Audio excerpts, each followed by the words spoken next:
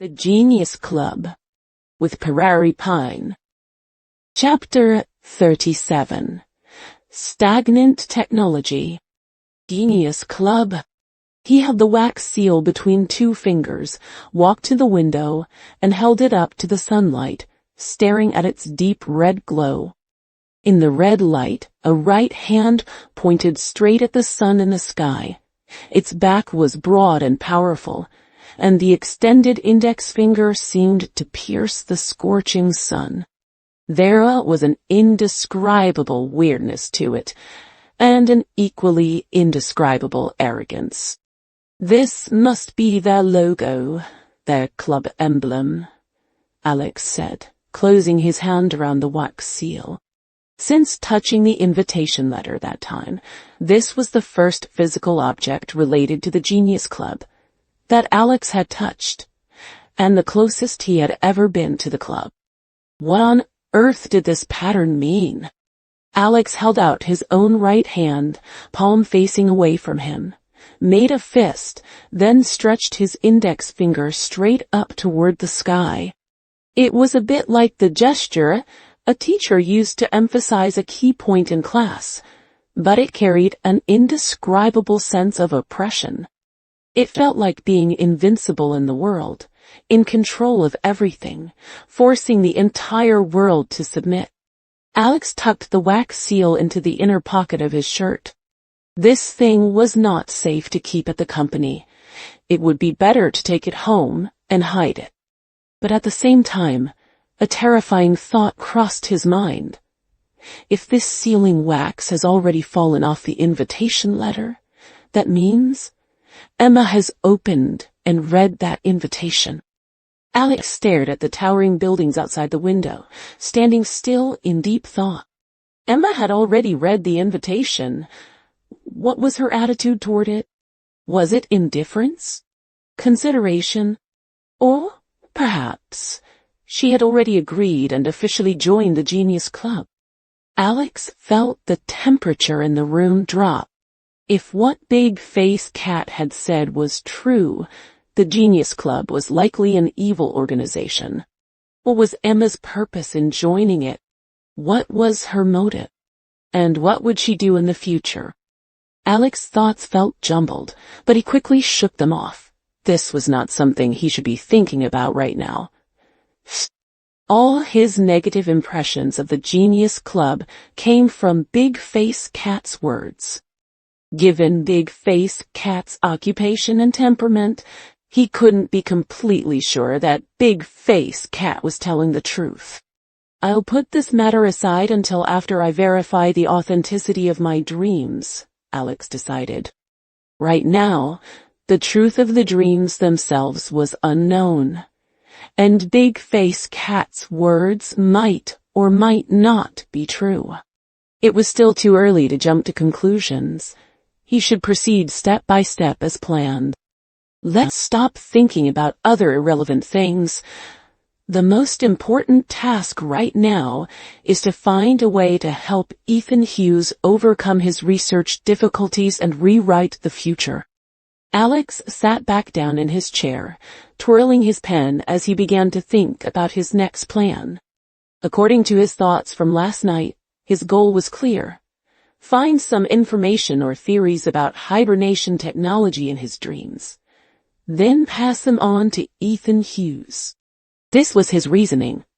Although the level of scientific development in the dream world was similar to that of 2022, it was still the future world 600 years later. There must have been some breakthroughs in the field of hibernation, right? Even if hibernation chambers was still a distant dream, hadn't there been progress in theories, small parts, accessories, or preliminary technologies? Alex knew nothing about scientific research, but he guessed that if he could find some useful documents or materials, they might inspire Ethan Hughes. And that inspiration might just make Ethan Hughes have an epiphany, allowing him to achieve something significant in the field of hibernation technology, ignite a spark in the research of hibernation chambers, and attract the attention of the whole world. If everything goes smoothly, I can also verify the authenticity of my dreams and see if the time-space butterfly effect will occur, Alex muttered, bowing his head and closing his eyes to plan.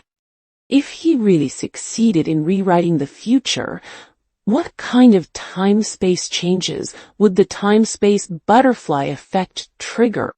First, there would be changes in Ethan Hughes' own history. He would definitely become a pioneer and leader in the field of hibernation research, with a status in the scientific community comparable to Prometheus, who stole fire for humanity. Someone like that would surely go down in history. If everything went well, he would soon see Ethan Hughes' name in history books 600 years later. Second, there would be earth-shaking changes in the dream world. The stagnant technological level of the dream world, over 600 years, had always been Alex's biggest unsolved mystery. But if he really had the power to rewrite the future and change the future world, advancing hibernation technology by 600 years would definitely trigger a powerful time-space butterfly effect, completely changing the face of the future world. Alex had no idea what the technological level of the future world would evolve into, but one thing was certain.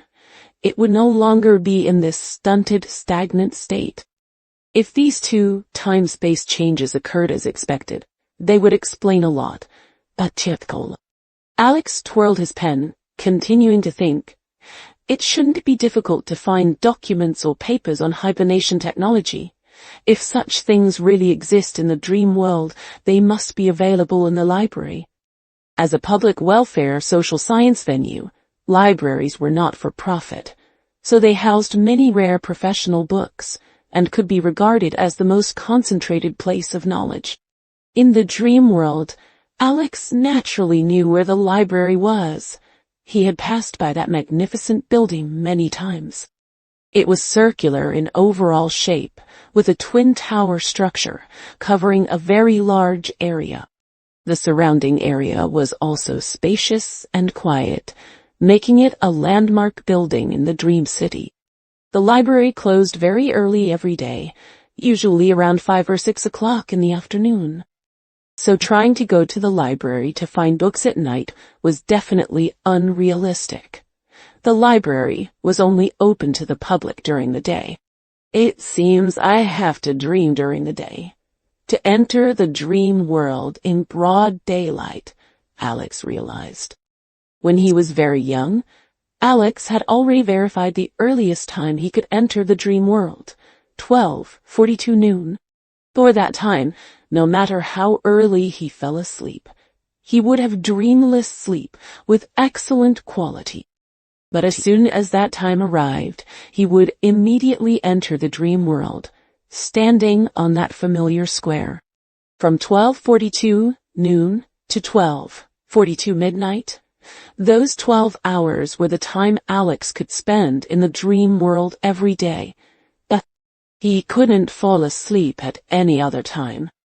Alex went to the office where his team members were located, arranged their work, and then asked for leave to go home. On the way, he ate a simple lunch. After arriving home and washing up briefly, he lay directly on the bed, ready to take a nap. He glanced at the alarm clock on the bedside. It showed 1:20 p.m. The library in the dream probably closes around 5 or 6 in the afternoon. If I fall asleep now, I can spend a full 4 hours in the library. It's more than enough time.